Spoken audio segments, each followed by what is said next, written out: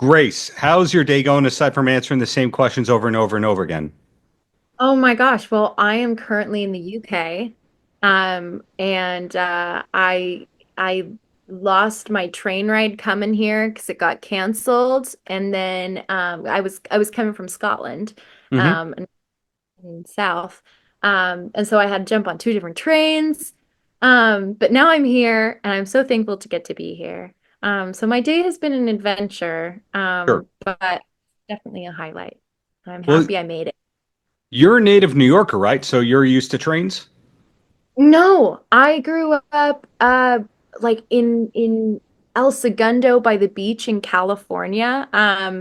So I'm used to riding my bike around town when I was a kid, and but I did go out to New York for ballet competitions, and I was fairly aware of the public transpo then. But honestly, my husband got us through today because it was confusing over here with all the cancellations and the different platforms, and we had our suitcases. So yeah, crazy day, crazy day. But yeah, happy to be here. So if I'm reading the vibe correctly, Wikipedia is wrong about you about Oh, for sure. a few things. A lot of things, I'm sure. I had friends growing up who would change my Wikipedia page Oh, at pranks because they were like, "Ah, Grace has a Wikipedia page. We're gonna say that she had a pet toad named like Roger growing. Like they would write random things. So I don't even know what's on there these days. I should probably check on that. I just sort yeah, of homework. yeah, sorry. Well, back to you and what you're actually up to these days. You Yes. play Violet in this new film. Was a lot of prep needed for the Violet role? Um, I mean, mostly it was just fun, I got to pick out her tattoos. So that was kind of fun to think about what does this character have tattoo wise, and she's such an acerbic, sarcastic, witty, dry character, and it's such a larger than life movie with a lot of bonkers energy that if anything, it was kind of one of those things where I just sort of dove into Violet and her tattoos, no pun intended, and got the fake tattoos put on um and it was really fun to play someone who's just so sharp, so witty, Hmm. not afraid to speak her mind. I wish I'd had more prep with the bow and arrow. That would have been cool, but I did get a day and then it was go time. I Sure. hadn't shot it before. I don't know if you have a lot of bow and arrow experience, but it's something. No, It's that something. is it's one of those weird things where it is 80 times harder than it looks. People don't realize you kind of need to be in shape to do bow and arrow, even though it's all, like Yeah, upper body and eyes, right?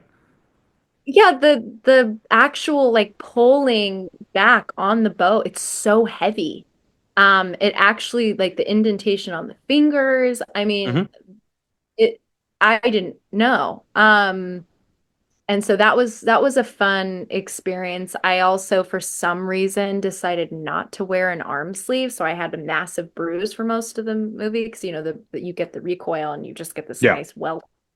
Um, but it was fun. I'd love to work with a bow and arrow again. I'd go hard. I'd go to archery classes. I would just study the bow and arrow because it was fun. It was such a fun prop to have. I mean, that's I think that's my prop of choice. If I have to have something, I think it would be a bow and arrow.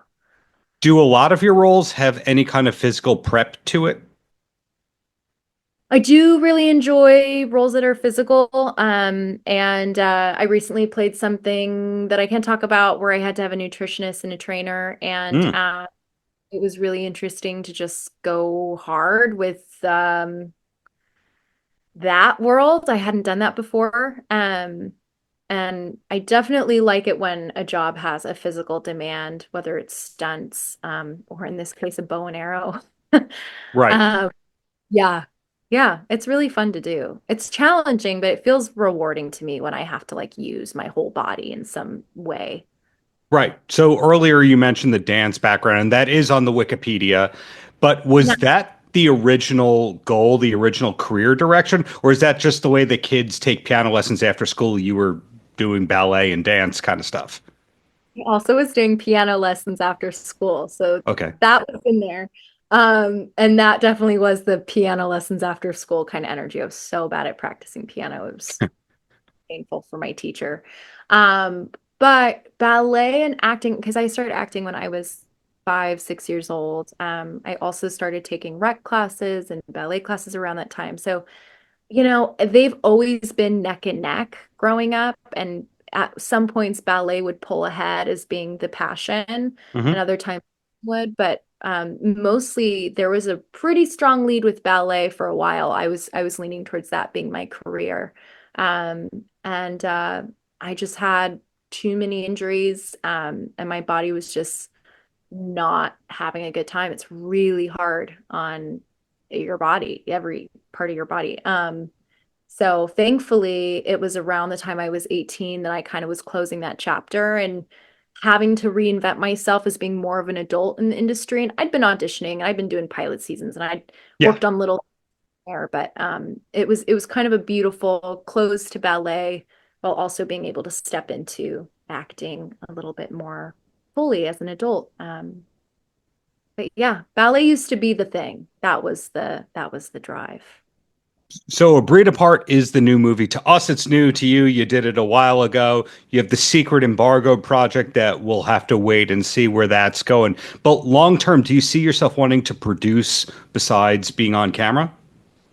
Yes, yes. I got to be with Virginia Gardner on A Breed Apart, and she's my fall movie partner in crime. We've been through it together a couple times now, and she and I actually have been kind of in the works of figuring out what our next project is going to be together. And we've been discussing, Hmm. we really want to be able to be a driving force on what projects we're a part of. And in this industry, a lot of the time you kind of are sitting back and you're waiting for what comes on your desk and what comes to you, what opportunities you have to audition for. So yeah, we're trying to grow and finding what stories we would like to tell, and that does involve producing, which is not easy, but Right. we're gonna try to work on it. Fingers crossed. And the last question before I let you go, all we know about you are your credits, the fake news that's all over Wikipedia about you, and IMDb. What's the main hobby when you're not busy with all this role prep and being on the set? I love it. I really do enjoy traveling. I've gotten to do that with conventions a little bit. Hmm. The all the time and Shazam. stuff. Yeah, I get it. Yeah, yeah. So that's why I'm actually here in the UK right now is for a convention this weekend.